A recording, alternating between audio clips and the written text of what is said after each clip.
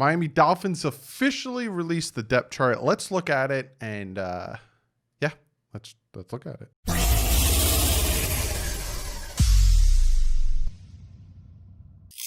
What is up, Fin fans? Yes, the Miami Dolphins released the first official or unofficial, or however the heck you want to say it, depth chart. I haven't looked at this yet. I'm being 100% honest with you. I saw that the Miami Dolphins released the depth chart. I was like, cool. Took a shower, done a ton of yard work today. So I was like, let me take a shower, let me relax, and let's jump on this sucker and make a video. You're going to get my first reaction to the depth chart. But before we jump into that, just want to remind you guys, Thursday, I will be live for the Texans versus Chiefs game. I'm going to go live for a little bit. I don't know if I'm going to do the entire game, but I will be live for that. And I will definitely be live Sunday, 1 p.m. for the Dolphins versus the New England Patriots. So it's the first day of the season, first kickoff. Of course, I'm going to be live for that game. But before we jump into all the depth chart stuff, I don't know if you guys saw, but NBC's Peter King actually picked the Dolphins to win the AFC East and be the 4th seed behind Baltimore, Kansas City, and Tennessee. All right, Peter King, I see you, my man. I see you, my man. I'm not saying I agree, but I'm not saying I disagree. But we'll see how the season goes. But yeah, let's look at the depth chart and we'll see how much better we got, and we'll see. But let's jump into this depth chart, and then I'm going to answer one of you guys' comments of the day because it involves the depth charts. So I'll pop it up. I don't know where. I don't know if I minimized myself and I popped it up. Depends on how I could fit it in.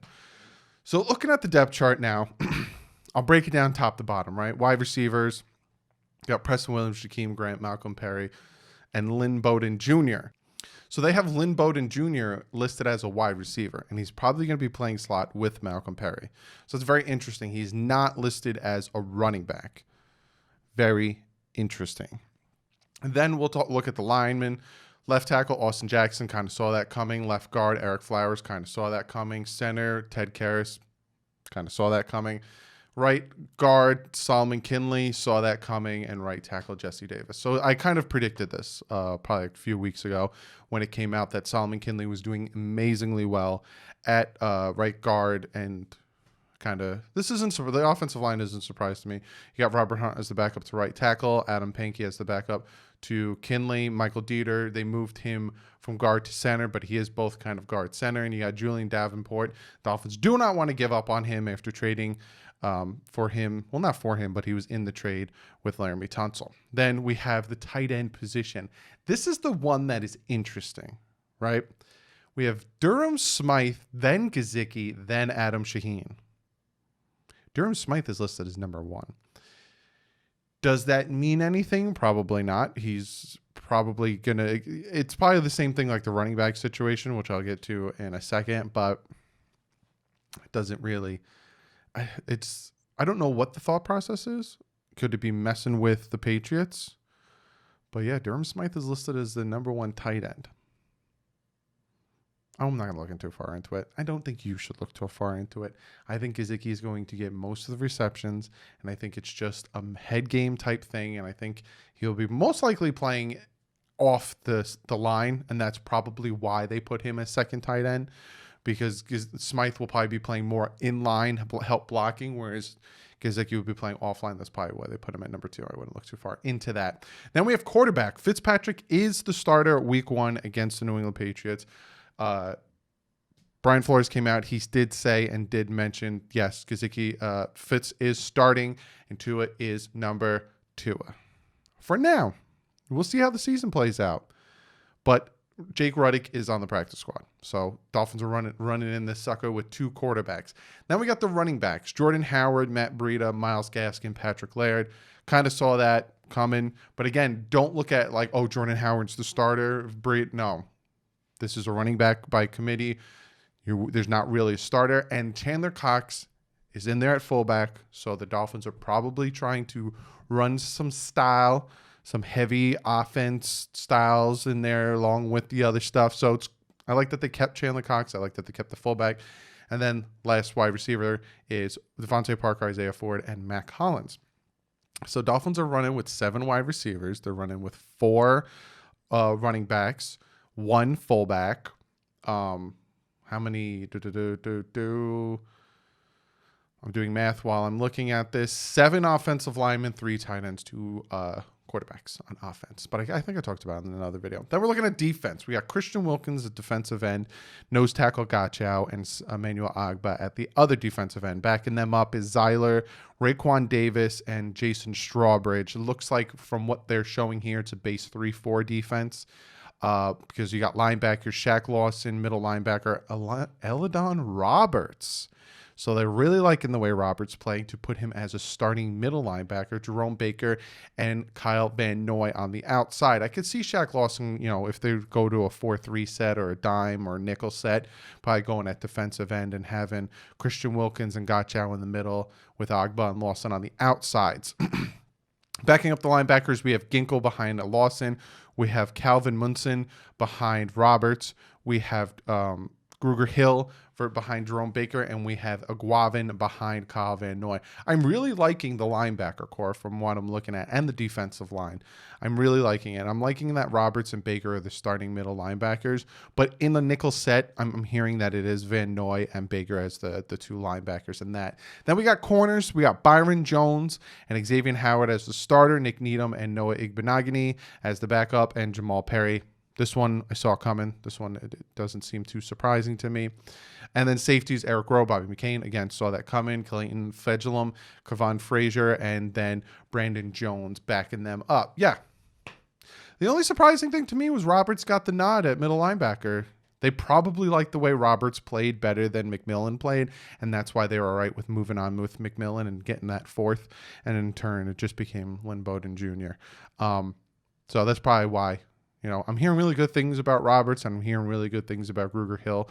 So I'm telling you, there's a lot of depth on this defense, and I'm really liking the way this defense is playing.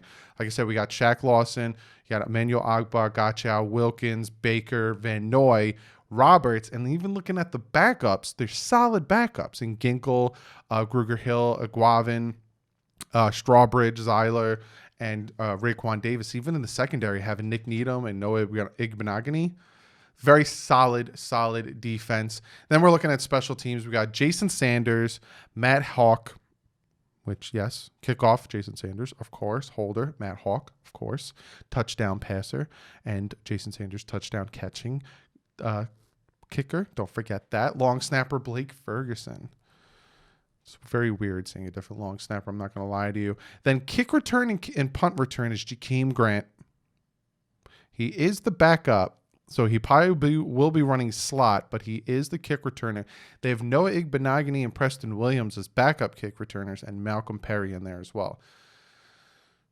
Makes me nervous seeing Noah Igbenogany and Preston Williams in there. But looking at this team and looking at the depth, I like it. I like this team. I like the depth. I like the offensive line. You got 2 rookies in there. Other than that, you got 3 vets. Those 3 vets can help those 2 rookies out. And it's not even like 2 rookies on the outside. You got 1 rookie on the inside who has Ted Karras and Jesse Davis on either side of him, helping him out. Yes, Austin Jackson is a rookie on the outside for the blind side of Fitz, but I honestly think that he can help, and he will help over there. And if when Tua comes in, you got Jesse Davis out on his blind side. So I really like that running back. I love the running back core. Wide receivers, yes. If they can stay healthy and they can produce, it's going to be very dangerous wide receivers. And quarterbacks are quarterbacks. And again, looking at defense, it's just like I said, love the depth, especially the linebacker core. I don't know what it is about the linebacker core, but I really like the depth behind there with Gruger Hill, with Ginkle, Sam McGuavin. I really like that depth.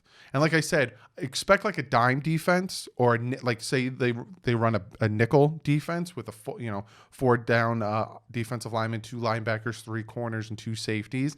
I expect it to be like a Wilkins Gotchow defensive tackle situation, Agba Lawson at the defensive ends. Then I'm hearing it's going to be Baker and Van Noy as your linebackers. Then it'll be Byron Jones, Xavier Howard, and then it's like who's playing slot? Is it going to be Igbenogany or is it going to be Nick Needham? That's going to be interesting to see there. there. And in the dime formation, you'll see all 4 of those guys out there. Don't be surprised if you see some exotic dime formations where we see Fedulum come out there. We see Brandon Jones potentially playing out there somewhere. This defense is a huge amalgamation, like I said. So expect a lot of movement there. It's going to be very exciting, even with the offense with Malcolm Perry and Lynn Bowden Jr. Going to be thrown in there every once in a while, especially because they can pass. So you might see some trickeration. But that's the official depth chart for week 1. The only surprising thing is Durham Smythe being listed above Gesicki, but I think that it's more in the fact that the tight end, they see them more as an inline blocker, whereas Gesicki's probably going to be standing up, maybe be off the line a little bit. But other than that, other than the tight end position, I don't see anything on this depth chart that is shocking to me. Anything on this depth chart that I'm like, wow, what is this? Holy crap, this person's here? No, it looks pretty expected in my mind. Offensive line does, yeah. So be sure to comment below. I'm very interested what you guys have to think about the depth chart. Who do you think should play where and all that stuff? And I'm going to get to one of you guys' comments of the day. This comment comes from David, and he says, comment of the day. Where do you think the team has improved the most for the first game this year compared to where they were during the forgettable first game of last year? O-line, D-line, etc. That's a very good question, especially with the depth chart being released today. So what I did was I pulled up the depth chart from last year, from right before we faced the Baltimore Ravens, right? And I'm looking at that, and the offensive line, we're running with Julian Davenport, Michael Dieter, Kilgore, Calhoun, and Jesse Davis. Our wide receivers are Devontae Parker, Albert Wilson, Jakeem Grant. Preston Williams was actually a backup. Running backs were Kenyon Drake, Keelan Ballage, Mark Walton. Tight ends were Gesicki, Smythe, and O'Leary, and quarterbacks were Fitzpatrick and Josh Rosen, whereas the defense was Jenkins, Gottschall, Wilkins, Sam McGuavin, McMillan, Baker, Charles Harris, Xavier Howard, Eric Rowe started out, Rashad Jones, and Bobby McCain. So where do I think we've improved the most? I would say defensive line we improved the most, having Christian Wilkins, Gottschall, and Agba, and even Shaq Lawson in the discussion. No offense to John Jenkins and Avery Moss, but definitely there. Charles Harris being at the outside linebacker. The linebacker core to me is way better than they were last year. I think it was a huge improvement there. The addition of Byron Jones, Nick Needham, the Byron Jones and Noah Igbenogany helps that secondary out, and moving Eric Rowe to safety helps that out. But I am a big fan of Rashad Jones, even though he was banged up and we barely got to see him there. So I would say offensive line got much better. You have friggin' Davenport and Calhoun.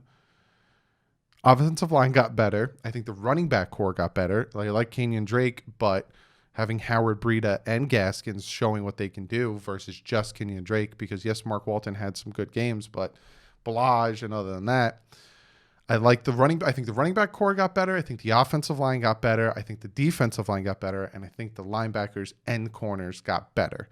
So in a whole, the team got better from week 1 of last year to week 1 of this year. It's a better team, a much better team. So that's what I'm saying. Like, a lot of people are like, oh, you're going to win about 5. I've heard people say the Dolphins are going to win 4 to 5 games this year. What? Look at the difference of the teams. Are you kidding me? They're going to win equal to less games last year, and that's the starting team. By week 7, when they were 0-7, a good amount of Rashad Jones was barely playing. Xavier Howard was barely out there. The offensive line was changed up a bunch. It was just completely Galen Ballage, Kenyon Drake wasn't there. It was a completely different team. So This is a much better team.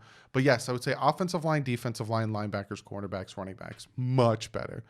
How many different positions is that? You know, how many different positions did we get an upgrade? So I'm very excited, and I honestly think this team is going to do much, much, much better. That is the video. Thank you so much for the comment. Be sure to comment below. If you guys haven't yet, I will post the link below here too. Be sure to put your picks in. So tomorrow's video, well, Wednesday's video, which is the picks video, you guys will be going up against me and my father. So again, don't forget to vote in your picks. I'll put the link either below or tag it as the pin it as the top comment. Don't forget to go and make your picks so I can get a consensus of all of you guys' picks. And you're going up against me and my father on Wednesday. But yes, like I said, that's the video. Be sure to follow me on Twitter and Instagram. Like I said, I'm almost close to 1,000 Instagram followers, and on Twitter is where I tweet out most of my stuff. So be sure to go over there, check that out. Check out Fan to Fan Network. They will be doing a live stream on Twitch on Thursday and Sunday before the games. I'll be on there for a couple minutes, probably about 2-3 minutes. So be sure to check that stuff out. Check out the website. Check out the YouTube channel. Also, check out DolphinsTalk.com. Very good site with a bunch of Dolphin content on there, broadcasters, beat writers, all that great stuff. But other than that, that's the video. If you haven't hit that like and subscribe button yet, what do you think? You like the channel? Do it up. But other than that, I'll see you guys on Wednesday, unless more news breaks tomorrow, which is Tuesday. I'll see you guys on Wednesday with the picks video. Don't forget to put your picks in so you can be part of the fans group of picks. But other than that, like usual, stay classy. Fins up.